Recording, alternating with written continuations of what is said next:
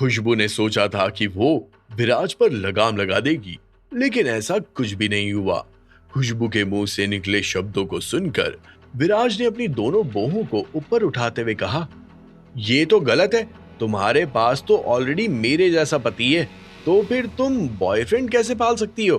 पुराने जमाने में कहा जाता था कि जो लड़की या औरत ऐसा करती है वो अगले जन्म में सुअर बनती है। You idiot!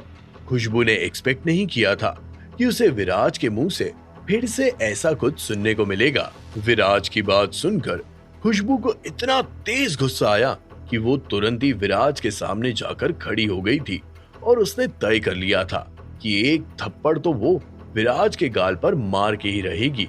लेकिन विराज ने उसके मंसूबों पर पानी फेर दिया था। जैसे ही खुशबू ने अपना हाथ हवा में उठाया, वैसे ही विराज ने उसकी कलाई पकड़ ली थी।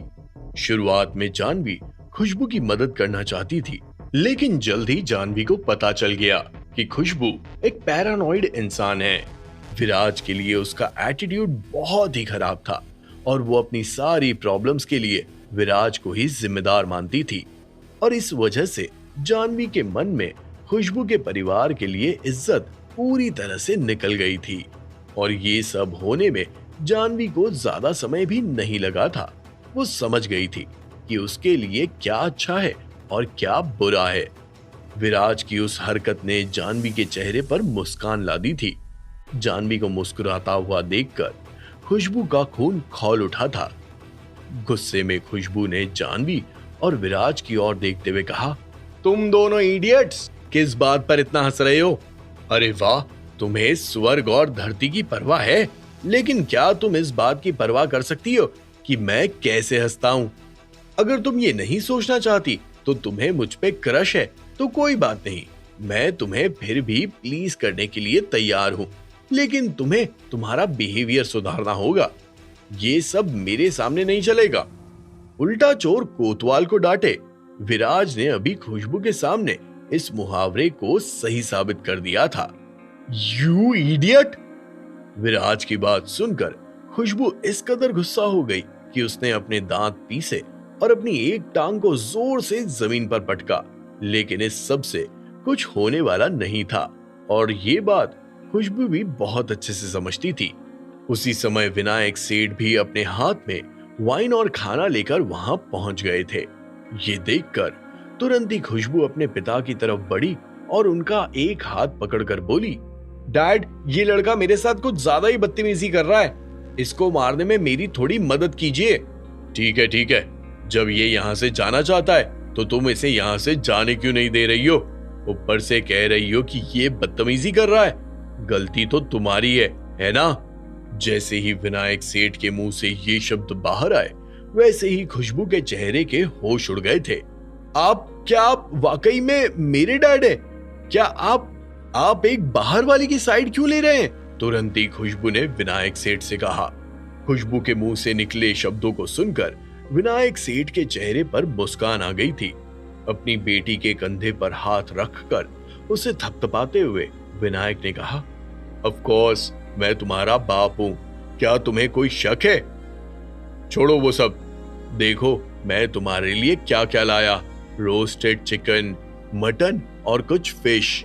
विनायक सेठ ने तुरंत ही टॉपिक बदल दिया, क्योंकि उन्हें पता था कि अगर उन्होंने उस टॉपिक पर ज्यादा डिस्कशन किया तो खुशबू की माँ का भूकू फिर से शुरू हो जाएगा और उसके बाद खुशबू की माँ को झेलना उनके लिए बिल्कुल भी आसान नहीं होगा। अरे वाह, क्या बात है, लगता है आज यहाँ पर बहुत सारे लोगों के बीच दावत होने वाली है। रोस्टेड चिकन, मटन और फिश, इस तरह का रहन सहन तो मैंने भी पहले नहीं देखा। ये तो मुझसे भी ज्यादा अच्छा है, और अगर ऐसी बात है तो लगता है कि तुम लोगों के अच्छे दिन फिर से आ गए हैं। तो चलो फिर, देर किस बात की, निकालो मेरा पैसा। उसी समय विनायक सेठ को एक कड़क आवाज सुनाई दी। जैसे ही विनायक सेठ ने अपना चेहरा घुमाया तो पाया कि एक मोटी औरत विराज और बाकी के लोगों के पास बढ़ती हुई चली आ रही थी। जब विराज की नजर उस मोटी औरत पर पड़ी तो विराज पूरी तरह से स्टन रह गया था। कोइंसिडेंटली वो मोटी औरत विराज की प्रीवियस लैंडलॉर्ड थी। हालांकि उस मोटी औरत ने अभी तक विराज को नोटिस नहीं किया था। उसकी पूरी अटेंशन खुशबू और खुशबू की मां पर ही फोकस थी। अरे दीदी, आप इतना जल्दी कैसे आ गई? खुशबू की मां ने मुस्कुराते हुए उस मोटी औरत से कहा, धूप निकल आई है, गर्मी पड़ने लगी है और तुम इसे जल्दी कह रही हो? इतने दिनों से तुम पैसों के लिए मुझे लटका रही हो। अगर तुमने मुझे मेरे पैसे जल्दी से जल्दी नहीं दिए तो मुझे डर है कि कहीं तुम यहाँ से 9-2-11 ना हो जाओ। इसीलिए मैं सोच रही हूँ कि अब मुझे पुलिस को जल्दी से बुला लेना चाहिए। उस मोटी औरत ने सीधी बात, नो बकवास पर ध्यान दिया और सीधा मुद्दे पर आते हुए पुलिस को बुलाने की बात को बता दिया था। उस मोटी औरत के मुंह से निकले शब्दों को सुनकर खुशबू की मां के होश उड़ गए थे। वो इतना ज्यादा डर गई थी कि उसका पूरा शरीर कांपने लगा था। तुरंत ही उसने मुस्कुराते हुए कहा, अरे दीदी, पुलिस को बुलाने की कोई जरूरत नहीं है। हम और आप तो कितने सालों से एक दूसरे के पड़ोसी हैं। मुसीबत में हमेशा एक दूसरे के काम आए हैं। मैं मानती हूँ कि हमारी वजह से आपकी दुकान भी जल गई, लेकिन आप चिंता मत कीजिए। हम जल्दी इस घर को बेच देंगे और जो भी पैसा आएगा उससे सबसे पहले आपका ही कर्जा चुकाएंगे। अगर आपने पुलिस को बुलाया तो इससे सीधा सीधा हमारे रिश्ते पर असर पड़ेगा। तेरी बात में दम है सुधा, लेकिन मैं भी क्या करूं? मुझे मेरी दुकान किराए पर देनी थी, अब वो पूरी जल गई है और जो भी देखने आ रहा है वो बोल रहा है कि उसे रिपेयर करवा कर दो। अब अगर तुझसे रिश्ता ही निभाती रहूंगी तो मैं अपना घर कैसे चलाऊंगी? तू फिर से नौकरी क्यों नहीं कर लेती? कम से कम थोड़ा बहुत पैसा आएगा तो तू मुझे थोड़ा थोड़ा करके दे, लेकिन कुछ तो दे। उस मोटी औरत की बात सुनकर कम से कम हमें ये तो पता चला कि खुशबू की मां का नाम सुधा था। साथ ही साथ बेचारी अपनी दुकान का पैसा मांग रही थी जो सेठ परिवार के पास देने के लिए नहीं था। अपनी बात को खत्म करने के बाद उस मोटी औरत ने एक नजर जानवी और विराज की ओर देखते हुए कहा, तुम लोग तो अभी काफी जवान हो, अच्छा खासा कमाते होंगे, इन लोगों की मदद क्यों नहीं करते हो? 1-2 करोड़ रुपए की मदद करो इनकी, जिससे इनका घर फिर से बन सके और मुझे भी मेरा पैसा मिल सके। ये लोग तुम्हें बाद में धीरे धीरे करके पैसा चुकाते रहेंगे, वरना पता नहीं मुझे कब पुलिस को बुलाना पड़े।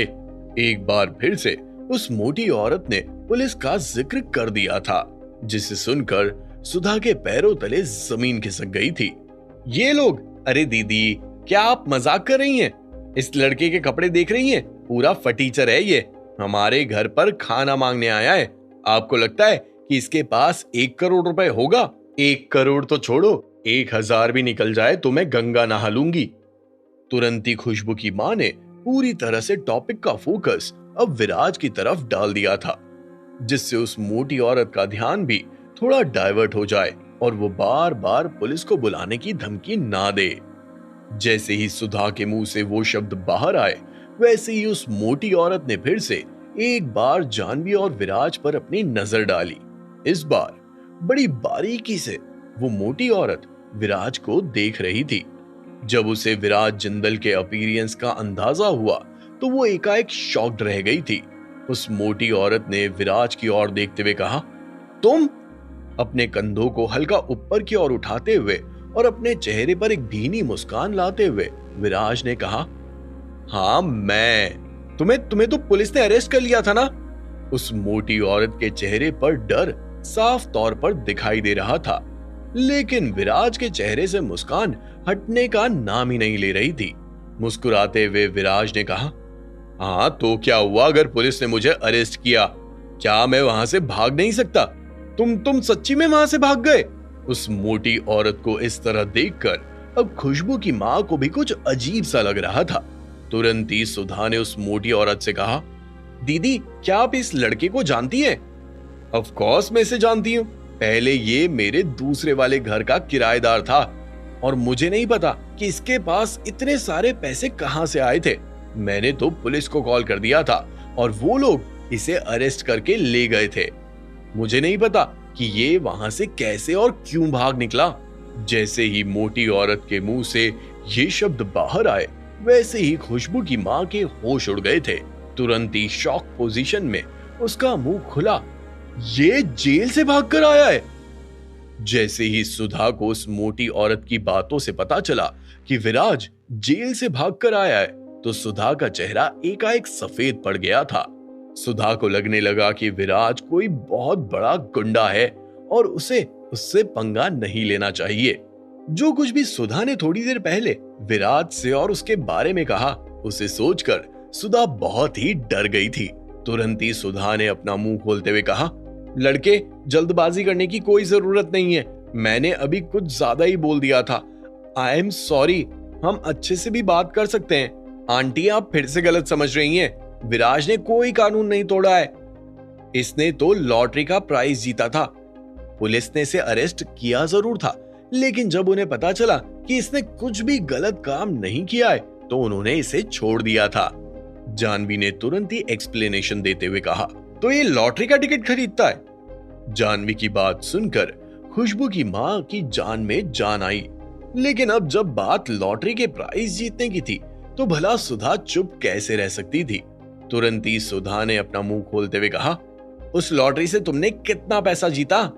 मुझे नहीं पता, लेकिन शायद कुछ करोड़ों रुपए। लेकिन अब तो ज्यादातर पैसा खर्च हो गया है। बस कुछ 1 या 2 करोड़ रुपए ही बाकी होंगे। जैसे ही खुशबू की मां ने जानवी के मुंह से ये शब्द सुने, वैसे ही वो अचानक से एक्साइटेड हो गई थी और तुरंत ही अपना मुंह खोलते हुए बोली, काफी है, काफी है, इतना काफी है। क्या काफी है? जब खुशबू ने देखा कि उसकी मां पैसों के बारे में सुनकर कुछ ज्यादा ही एक्साइटेड हो गई है, तो तुरंत ही खुशबू ने अपनी मां की एक्साइटमेंट रोक दी थी। मॉम, ये आप क्या कर रही हैं? मैं नहीं चाहती कि ये लड़का हमारी मदद करे। पंकज यहाँ पर आने ही वाला है। अगर उसे पता चला कि आपने किसी और से मदद ली है, तो उसे अच्छा नहीं लगेगा। फिर आप उस बारे में पंकज से क्या कहेंगी? खुशबू, तुम पंकज को मना कर दो। वैसे भी पंकज आएगा या नहीं, किसे पता? क्या उसने तुम्हें कोई कॉल या मैसेज किया? नहीं ना। हम अभी डिफिकल्ट सिचुएशन में हैं, और अगर ये लड़का हमारी मदद करना चाहता है तो इसमें हर्जी क्या है? जैसे ही खुशबू की मां के मुंह से ये शब्द बाहर आए, वैसे ही खुशबू ने अपनी मां को आंख दिखाते हुए कहा, बिल्कुल भी नहीं। खुशबू ने अपनी मां के आइडिया को डायरेक्टली रिफ्यूज कर दिया और तुरंत ही अपना मुंह खोलते हुए बोली, मैं यकीन के साथ कह सकती हूँ कि इस लड़के की नीयत खराब है। अगर ये वास्तव में हमारी मदद करना चाहता था, तो ये हॉस्पिटल में आपकी रिपोर्ट नहीं करता। इसका दिल अच्छा नहीं है। पता नहीं पैसा देने के बाद ये आपसे या मुझसे क्या क्या करने के लिए कहेगा।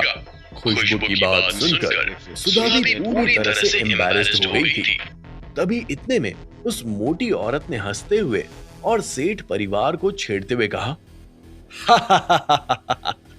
ऐसा लगता है कि तुम्हारा परिवार बहुत ही अच्छा कर रहा है। धीरे धीरे इन्वेस्टर बढ़ रहे हैं। क्या कोई और भी है जो तुम लोगों की मदद करने के लिए आगे आया है या फिर आगे आने वाला है? क्या खुशबू की मां अब विराज से पैसा लेने के लिए तैयार थी? क्या खुशबू अपनी मां को विराज से पैसा लेने देगी? क्या पंकज सेठ परिवार के घर आएगा या फिर ये बस एक ढकोसला था? क्या थक हार कर खुशबू को भी विराज से माफी मांगनी पड़ेगी और पैसों के लिए गिड़गिड़ाना होगा? देखना यह होगा कि विराज की तरफ से कैसा रिएक्शन आएगा। क्या इतना कुछ हो जाने के बाद क्या विराज उनकी मदद करेगा या नहीं? आगे क्या होगा, ये जानने के लिए सुनिए कैश ऑन माई माइंड, सिर्फ और सिर्फ पॉकेट एफएम पर।